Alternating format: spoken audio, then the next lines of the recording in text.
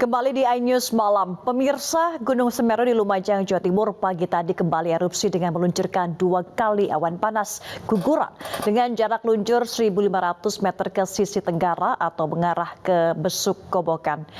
Erupsi Gunung Semeru yang meluncurkan awan panas guguran sejauh 1.500 meter ke sisi tenggara atau mengarah ke Besuk Kobokan terjadi Sabtu pagi sekitar pukul 10.05 waktu Indonesia Barat.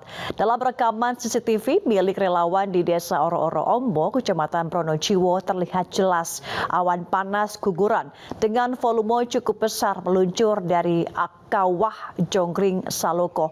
Selang 2 jam kemudian atau pukul 12.00 waktu Indonesia Barat, awan panas guguran susulan kembali terjadi. Dengan jarak luncur yang hampir sama yakni sejauh 1.500 meter. Pusat Vulkanologi Mitigasi dan Bencana Geologi menghimbau warga untuk tidak beraktivitas di radius 13 km dari puncak Gunung Semeru dan 500 meter di kanan kiri sepadan sungai hingga 17 km sepanjang jalur lahar karena berpotensi terjadi perluasan awan panas guguran. Jalan menuju ke sana baik dari arah Malang setiap saat bisa terjadi secara fluktuatif karena gunung berapi apalagi Gunung Semeru dengan status level 3 siaga itu bersifat fluktuatif, kadang baik, kadang meningkat dan sebagainya. Kalau guguran itu masih berpotensi karena di atas itu masih banyak sisa material, jutaan kubik yang ada di atas yang siap untuk turun. Maka dari itu BPBD tetap selalu koordinasi dengan pos pengamat, koordinasi dengan relawan dan muspika tentang situasi di seputaran Gunung Semeru dan aktivitas Gunung Semeru. Pemirsa, pasca dugaan penembakan terhadap Puskesmas Depok 1 di Kabupaten Sleman, Yogyakarta, aparat kepolisian setempat hingga kini masih melakukan penyelidikan. Selain mengamankan sebanyak 9 butir peluru jenis Gotri, polisi juga memeriksa sejumlah saksi.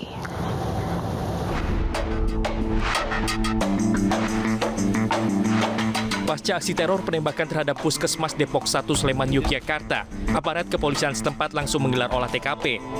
Tim Polresta Sleman yang dibantu Polda Daerah Istimewa Yogyakarta juga masih terus mengembangkan penyelidikan untuk mengungkap kasus itu. Dalam pemeriksaan di lokasi kejadian, polisi mengamankan sebanyak 9 butir peluru jenis Gotri dan mendapati sebanyak 5 lubang yang diduga merupakan bekas tembakan di bagian kaca jendela depan. Selain itu, terdapat bekas tembakan yang mengenai kusen jendela di 2 titik dan goresan pagar di 2 titik. Tak ada korban jiwa dalam peristiwa ini karena saat kejadian kondisi puskesmas sudah tutup. Sementara keesokan harinya pelayanan puskesmas berjalan seperti biasanya. Ya memang benar telah terjadi peristiwa perusakan di Puskesmas 1 Depok, daerah Mojoharjo. Untuk waktu masih belum dapat dipastikan. Kemungkinan sekitar pukul 21 sampai dengan pukul 5 pagi karena ditemukan proyektil pertama di pukul 5 pagi. Jadi untuk ada kerusakan dengan jumlah titik perkenaan ada 9 titik perkenaan dengan kerugian berupa pecahnya kaca-kaca. Namun demikian tidak ada korban jiwa. Dan juga ini juga tidak mengganggu pelayanan dengan adanya peristiwa ini. Guna mengetahui motif dan pelaku penembakan, polisi juga telah meminta keterangan sejumlah saksi atau warga sekitar. Salah satu saksi, Agustinus Indria, mengatakan ia mendengar suara mencurigakan pada malam kejadian. Di malam itu saya duduk di pos jaga BPJK. Itu saya nggak dengar ada letusan apa-apa, cuman ada suara kompak gitu. Saya juga nggak tahu kalau apa kejadian itu seperti ini. Kemarin itu saya cuma pemikiran saya itu paling ada benda keras yang jatuh. Sementara itu, berdasarkan hasil temuan 9 butir peluru jenis Gotri di lokasi kejadian, diduga pelaku menembaki puskesmas menggunakan senjata airsoft gun atau airgun. Dari Sleman, Yogyakarta, Heru Trijoko, iNews melaporkan. Pelaku pembunuhan dan mutilasi bos depot air isi ulang di Semarang, Jawa Tengah memperagakan 60 adegan saat prarekonstruksi Jumat kemarin. Tersangka juga sempat meminta maaf kepada keluarga korban dan menyesali perbuatannya.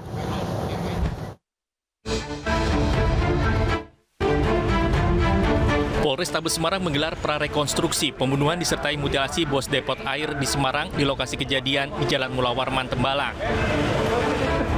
Dengan pengawalan anggota reserse Resmo Polrestabes Semarang, tersangka dibawa ke lokasi kejadian untuk menjalankan adegan per adegan proses pembunuhan. Kanit Resmo Polrestabes Semarang mengatakan hanya melakukan 60 adegan dari yang seharusnya 102 adegan yang sudah dibuat oleh penyidik Polrestabes Semarang. Prarekonstruksi yang dilakukan ini sebagai acuan untuk menyesuaikan keterangan tersangka dengan berita acara pemeriksaan yang telah dilakukan oleh unit reskrim Polrestabes Semarang. Sementara untuk pemeriksaan kejiwaan tersangka, petugas belum melakukan upaya itu. Pasalnya saat dilakukan pemeriksaan dan penyidikan, keterangan tersangka masih konsisten dan tidak berbelit ataupun berubah-ubah. Semarang bisa melaksanakan prarekonstruksi langsung di TKP untuk mengelopkan atau mengetahui kronologis secara lengkap terkait dengan pembunuhan mutilasi yang dilakukan oleh pelaku. Jadi hari ini kita total ada 102 adegan. Namun demikian untuk hari ini kita ambil yang pokok-pokok saja karena ada beberapa adegan yang berada di TKP yang ada di luar.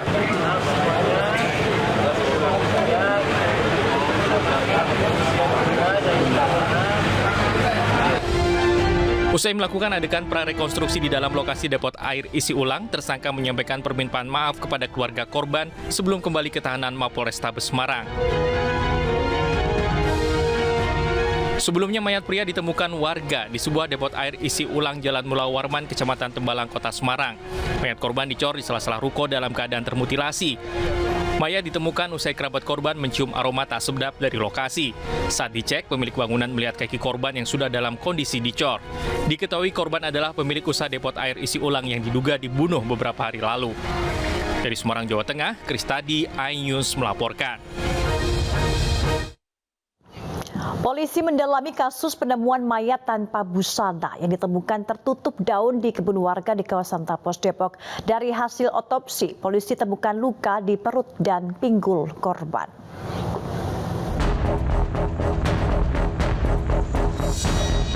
Kepolisian Cimanggis dan Polres Metro Depok terus melakukan penyelidikan terkait penemuan mayat di kebun warga di daerah Tapos, Depok pada Kamis malam lalu. Setelah sebelumnya diduga mayat tersebut berjenis kelamin wanita, polisi dan tim forensik akhirnya menyatakan mayat berjenis kelamin laki-laki. Hasil autopsi di Rumah Sakit Polri Kramat Jati, korban mengalami luka di perut dan pinggul. Dokter forensik yang lebih berkompeten untuk memeriksa. Tadi pagi sampai dengan siang sudah dilakukan pemeriksaan otopsi sementara, di mana seperti yang tadi malam juga hasilnya bahwa korban dinyatakan seorang laki-laki, berjenis kelamin laki-laki, ya, dengan usia berkisar antara 49 sampai 65 tahun, tinggi badan 160 cm. Ya, jadi untuk kekerasan pada leher, dokter forensik tidak bisa menyatakan itu karena organ leher tidak ditemukan. Hingga saat ini tim forensik masih melanjutkan dengan upaya histopatologi forensik, yaitu dengan cara mengambil jaringan dari korban untuk dicek apakah nantinya ada perubahan terkait adanya masalah penyakit atau bukan. Kepolisian Cimanggis dan Polres Metro Depok terus melakukan koordinasi untuk mengungkap kasus ini. Dari Depok, Jawa Barat, Iyung Rizky, iNews melaporkan. Pemirsa, unit pelayanan perempuan dan anak Satreskrim Polresta Banyumas mengamankan seorang mucikari pelaku eksploitasi seksual terhadap anak di bawah umur. Ironisnya, korban yang masih di bawah umur merupakan keponakan pelaku.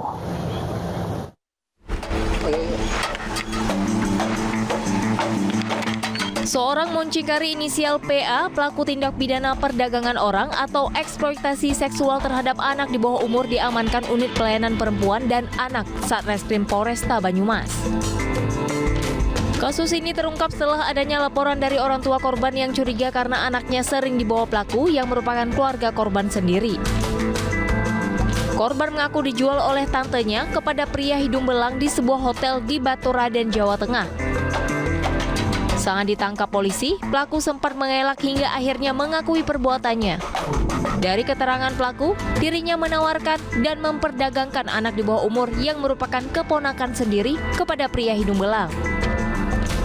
Bisnis praktek perdagangan orang telah dijalankan pelaku sejak tahun 2022 dengan tarif Rp300.000 hingga Rp400.000.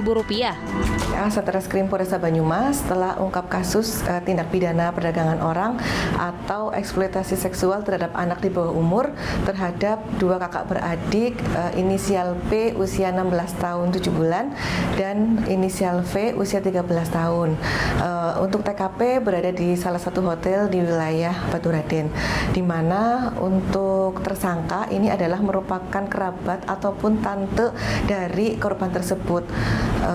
Untuk itu kami dari unit PPA sedang melaksanakan penyidikan dan saat ini untuk tersangka sedang dilakukan Pelaku kini diamankan di kantor Satreskrim Polresta Banyumas untuk pemeriksaan lebih lanjut.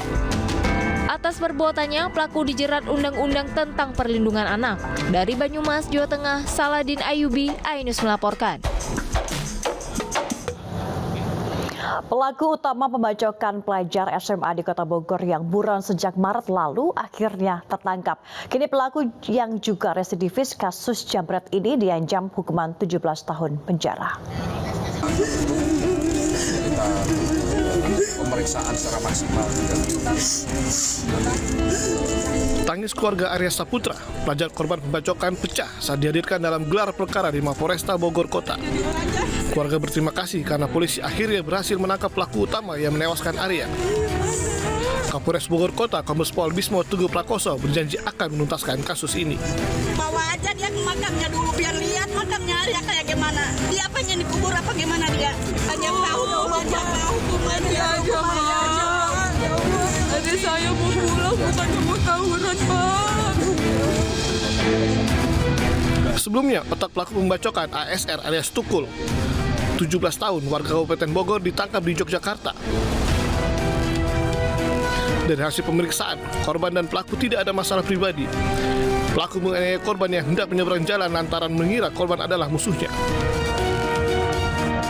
Bersepakat untuk mencari Ambon. Namun Ambon yang dicari tidak ketemu. Akhirnya mereka memutuskan untuk mencari aliansi sekolah yang merupakan bagian dari aliansi sekolah yang dicari. Nah, kemudian mendasarkan pada ciri-ciri seragam, ya, pelaku ini ya melakukan tindak pidana menyabetkan, ya, gobang senjata tajam tersebut ke korban, ya. Korban dan tersangka ini tidak ada urusan secara pribadi, ya. Korban bersama teman-temannya waktu sedang pulang sekolah selesai melaksanakan ujian, ya. Kemudian tiba-tiba pelaku, ya, hanya mendasarkan pada warna seragam yang merupakan bagian dari aliansi yang dimusuhi oleh si pelaku, ya, kemudian menyabetkan.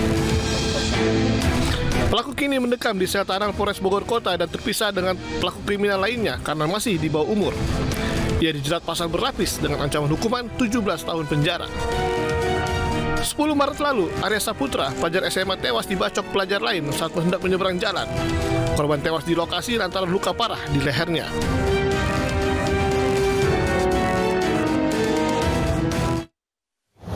Pendaftaran bakal calon anggota legislatif Partai Gerindra sempat diwarnai keributan. Selengkapnya di Ainus Malam.